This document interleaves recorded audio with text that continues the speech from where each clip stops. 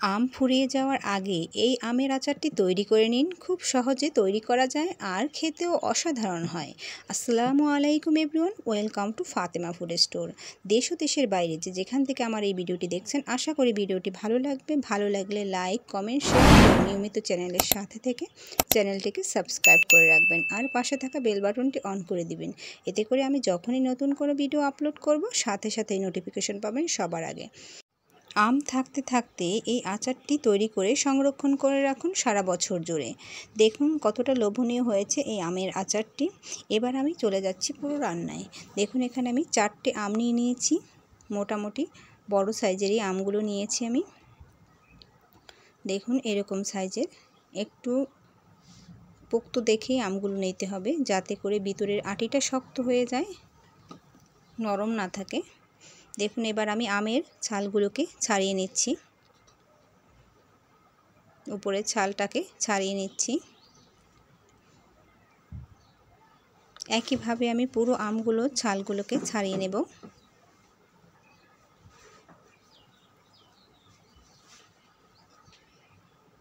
আচার আমরা কেনা পছন্দ করি, আচার খেতে ম্যাক্সিমাম সবাই আমরা খুব পছন্দ করি। আর লোভনীয় একটি আমের আচার আজকে শেয়ার করব। দেখুন আমি উপরের ছালটাকে ছাড়িয়ে নিয়েছি আমগুলোর থেকে। এবার আমি আমগুলোকে পরিষ্কার করে নেব, একটু ধুয়ে পরিষ্কার করে নিচ্ছি।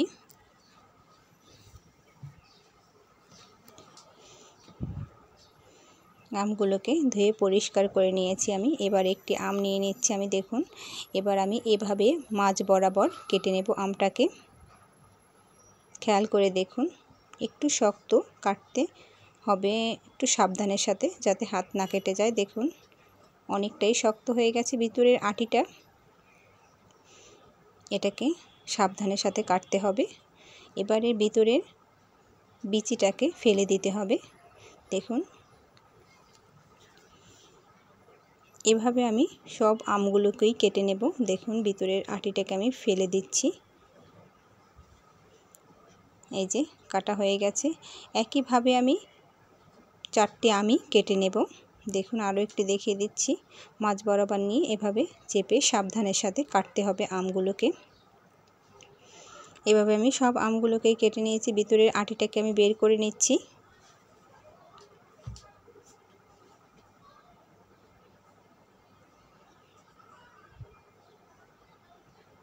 এই যে পুরো আটিগুলো ফেলে দিলাম।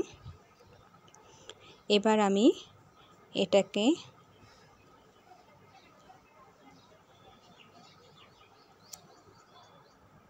সাইডে রেখে নিচ্ছি।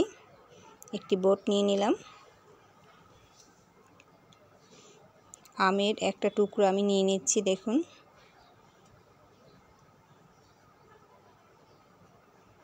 ছাল ছিল, ছাড়িয়ে নিয়েছি। দেখুন এভাবে আমি কেটে নিচ্ছি। খেয়াল করে দেখুন, ছোট ছোট করে এভাবে অল্প একটু নিয়ে নিয়ে কেটে কেটে নিচ্ছি। খেয়াল করে দেখুন, এটা বলার কিছু নাই, খুবই সহজ আর খেতেও আচারটা অসাধারণ হবে। খুব সহজেই তৈরি করা যায়, কোনো তেল, ভিনেগার, কোনো বেশি কিছুর দরকার হয় না। অল্প কিছু উপকরণেই এই আচারটি তৈরি করে নেওয়া যায় আর সারা বছর জুড়ে খেতে পারবেন এই আচারটি তৈরি করে। খেতেও অসাধারণ হয়। দেখুন একইভাবে আমি আমটাকে কেটে নিচ্ছি, ছোট ছোট পাতলা পাতলা, যেরকম আলু কাটে সেরকম করে এরকম কেটে নিলাম। দেখুন এই যে আমটা আমার কাটা হয়ে গেছে, এরকম কেটে নেবেন আপনারাও। এটাকে আমি রেখে নিচ্ছি। এবার আমি আরও একটি দেখিয়ে দিচ্ছি। দেখুন খুবই সহজ এটা কাটা এবং করা।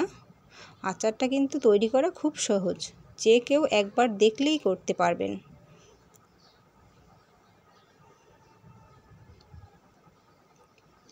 একইভাবে আমি আমটাকে কেটে নিচ্ছি।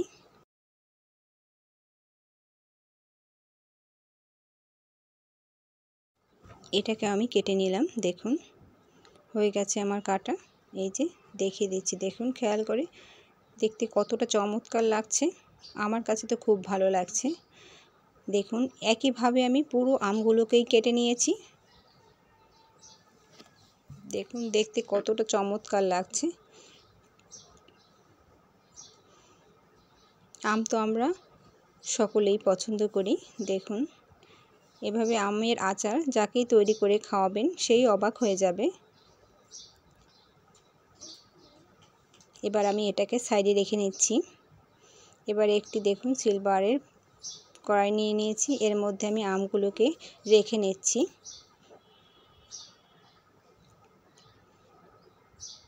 সবগুলো আমি আগে প্রথমে দিয়ে নিলাম।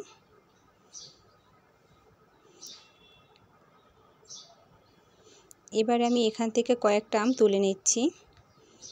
তুলে এর মধ্যে দিয়ে দিচ্ছি 1 চা চামচ লবণ। লবণটা এখানে 1 চা চামচ দিলেই পারফেক্ট হয়ে যাবে, এর বেশি লাগবে না যতটুকু আম নিয়ে নিয়েছি। আর দিয়ে দিচ্ছি 1.5 কাপ চিনি।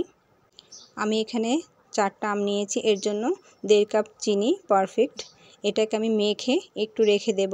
এদিকে আমি চুলোয় একটি প্যান বসিয়ে নিলাম, এর মধ্যে 4টি শুকনো মরিচ ভেজে নিচ্ছি। দেখুন এটাকে আমি নেড়ে চেড়ে একটু ভেজে নেব। এটাকে দিয়ে আমি চিলি ফ্লেক্স তৈরি করব, এজন্য মরিচটাকে একটু ভেজে নিচ্ছি।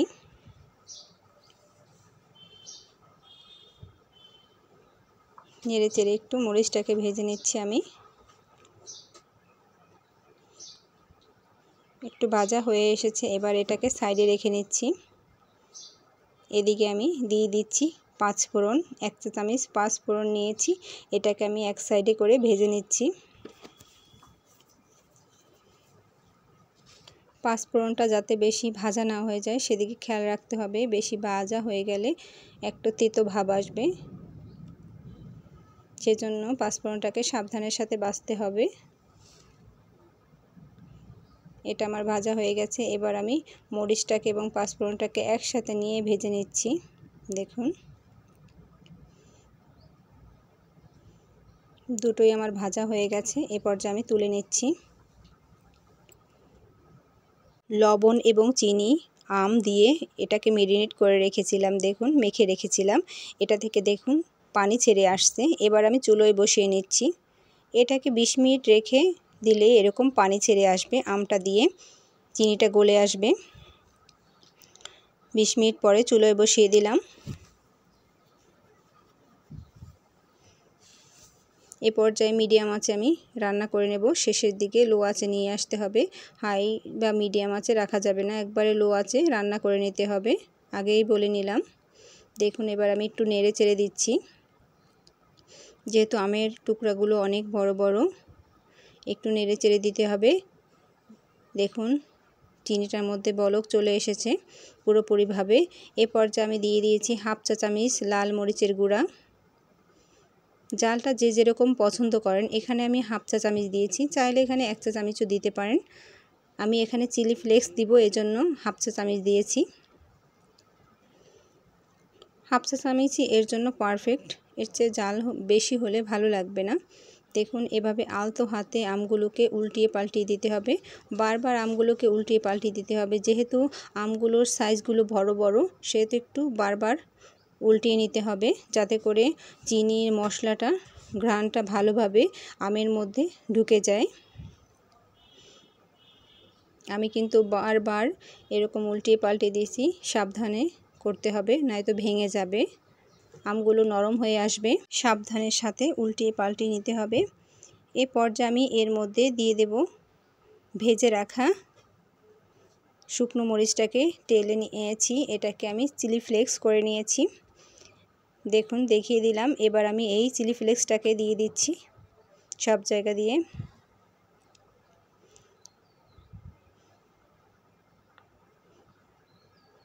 এবার এটাকে আমি মিক্স করে নেব আলতো হাতে।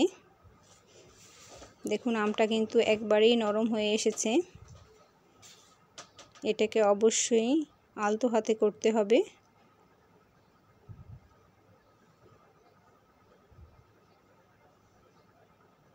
উল্টিয়ে নিলাম আমি আমগুলোকে। এ পর্যায়ে আমার ভাজা 5 ফোড়নটাকেও দিয়ে নিচ্ছি অল্প পরিমাণে, আরও একটু দেব একটু পরে, এই বাকিটুকু দিয়ে নিলাম। আমটা প্রায় হয়ে এসেছে। এ পর্যায়ে আমি মশলাগুলোকে দিয়ে দিচ্ছি, ভাজা চিলি ফ্লেক্স এবং 5 ফোড়নটাকে দিয়ে নিচ্ছি। এটা একেবারেই হয়ে এসেছে। এ পর্যায়ে চুলোর আঁচটাকে একবারে লোতে এনে অল্প আছে কিছুক্ষণ জাল করে নিতে হবে। আর এভাবে আলতো হাতে উল্টিয়ে পাল্টিয়ে নিতে হবে আমগুলোকে, যাতে করে পুরো আমের মধ্যে মশলাটা একেবারে ভালোভাবে আমের মধ্যে যায়। দেখুন একবারে লো আঁচে আমি এটাকে এখন জাল করে নেব 4 থেকে 5 মিনিটই, 4 থেকে 5 মিনিট না 5 মিনিট এভাবে লো আঁচে জাল করে নেব, একবারে চুলোর আঁচ লোতে রেখে।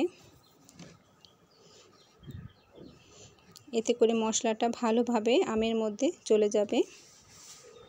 দেখুন এটা আমার হয়ে এসেছে। এ পর্যায়ে আমি চুলো থেকে নামিয়ে নিচ্ছি।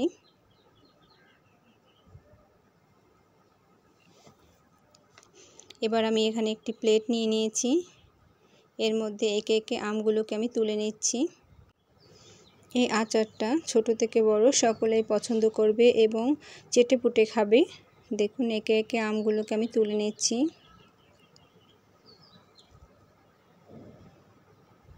এটা তৈরি করে সারা বছর জুড়ে সংরক্ষণ করতে পারবেন। এখানে তেল ভিনেগার কিছুই দেইনি, কিন্তু খেতে অসম্ভব মজার হবে এই আচারটা। পুরোটাকে আমি তুলে নিলাম। দেখুন কতটা লোভনীয় হয়েছে। ভালো লাগলে আপনারাও বাসায় ট্রাই করবেন আর আমাকে কমেন্ট করে জানাবেন। দেখুন দেখিয়ে দিচ্ছি আমি। আমার কাছে তো এটা অসাধারণ লাগে। আপনাদের কাছে কেমন লাগে আমাকে জানাবেন। রেসিপিটি যদি ভালো লেগে থাকে তাহলে আপনার বন্ধুদের সাথে শেয়ার করে দিবেন। দেখুন খুব সহজেই আমের আচারটি তৈরি করে নিলাম। সকলে ভালো থাকবেন। আসসালামু আলাইকুম। আল্লাহ হাফেজ।